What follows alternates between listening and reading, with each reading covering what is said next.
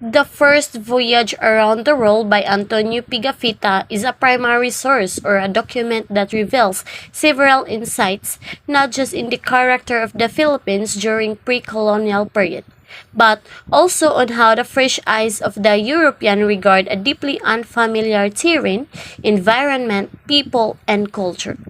This book was taken from the chronicles of contemporary voyagers and navigators of the 16th century. One of them was Italian nobleman Antonio Pigafetta, who accompanied Ferdinand Magellan in his fateful circumnavigation of the world. So who is Pigafetta? Famous Italian traveler born in Vicenza around 1490 and died in the same city in 1534, who is also known by the name of Antonio Lombardo or Francisco Antonio Pigafetta. Pigafetta was born into a wealthy Vicenza family and studied navigation among other things. He served on board the galleys of the Knights of Rhodes and accompanied the Papal Nuncio Monsignor Chirigati to Spain.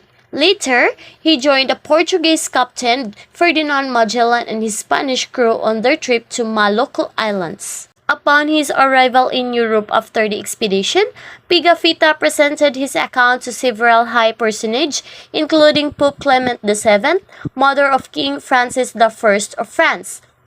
Second, his original journal did not survive throughout the history, and what was handed to us was just the manuscript that never came out of the press during his lifetime.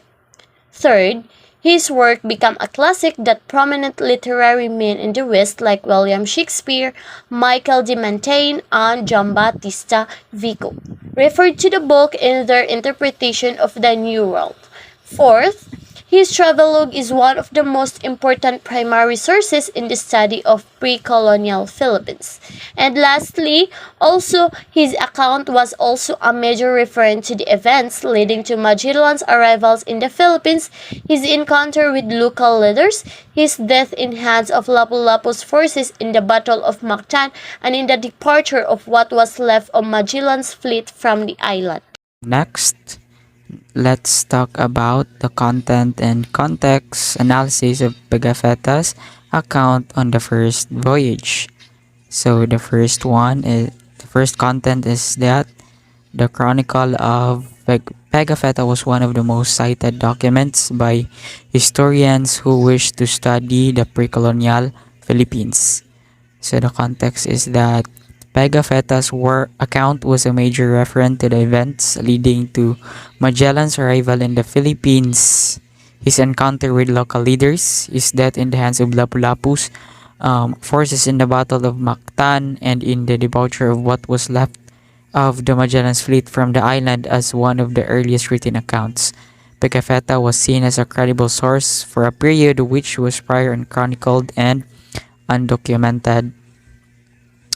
Indeed, Pigafetta's work is of great importance in the study and writing of Philippine history. Through these events, we say that it has brought many changes around the world, most especially the Philippines, right? So the unchronicled and undocumented credible sources has been revealed with Pigafetta's hard work to document everything he sees from their journey, where it has gotten a lot of use until today with the historians and also the students.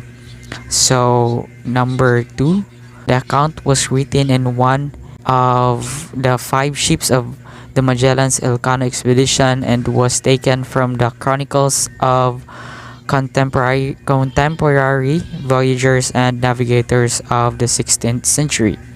So the context is Pigafetta was sent by the King of Spain to accompany Magellan and document the voyage intended to expand the Spanish Empire through the search of spices and spread of Christianity. We can say that the only purpose of Pigafetta was to be part of the first voyage around and document everything what are the happenings in their journey, specifically their experiences, hardships, and most of all the interaction they have made that time. So third, Content is it reveals several insights, not just in the character of the Philippines during the pre-colonial period, but also on how the fresh eyes of the Europeans regard a deeply unfamiliar terrain, environment, people, and culture. So the context is Antonio Pigafetta wrote his first-hand observation and general impression of the Far East, including their experience in the Visayas, which instantly became a classic that is prominent. Literally, men in the West like William Shakespeare, Michel de Montaigne, uh, Guillaume Battista Vico referred to the book in their interpretation of the New World. Of course, at this point, the European was still ignorant as why the Filipinos are very different from their perspective, especially when it comes to culture. How the Filipinos live and the clothes that they are wearing is very different. And with Pigafetta's documentations, he got the attentions of the person mentioned. The information given have enlightened their eyes on what the world really is and use this information to further interpret the new world they see. So to continue, the fourth one is it should recognize certain biases accompanying the author and his identity, loyalties, and the circumstances that he was in and how it affected the text that he produced. So the context is Pigafetta's account was written from the perspective of Pigafetta himself and was a product of the context of its production from a 16th century European perspective. So, as a European and a noble descent who came from a rich family in Italy, these attributes influenced his narrative, his selection of details to be included in the text, his characterization of people and of the species that he encountered, and his interpretation and retelling of the events. Fifth one, um, the Europeans was searching for spices and golds.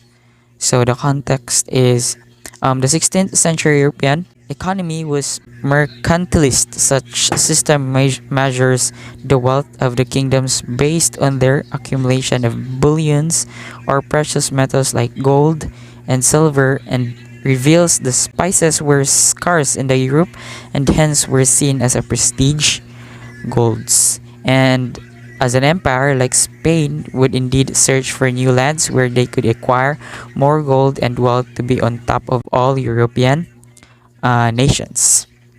In order to also to achieve this or their plan, Spain had three principal objectives in its policy towards the Philippines. The first was to secure Spanish control and acquisition of a share in the spice trade. Third is use the islands in development contact with Japan and China in order to further Christian missionaries' efforts there, and lastly to spread their religion. Now let's proceed to the content number 6, which is Magellan and his crew introduced Christianity in the Philippines. So one of the three motives why Europeans circumnavigate around the world is spreading of Christianity or Catholicism. In the late 1400s, there was only one religion in Europe, which is Christianity. The European rulers were very religious that they wanted to convert everyone to Christianity. Content number 7. So Pigafetta wrote that the early Filipino religious belief was blasphemous, barbaric, and demonic. For its context, the perspective of Pigafetta was based on the Catholic perspective. He was dominated by the Holy Roman Empire, whose loyalty and purpose were the domination of Catholic Church all over the world. Hence, other belief systems different from Christianity were perceived to be blasphemous and barbaric and even demonic. Content number 8.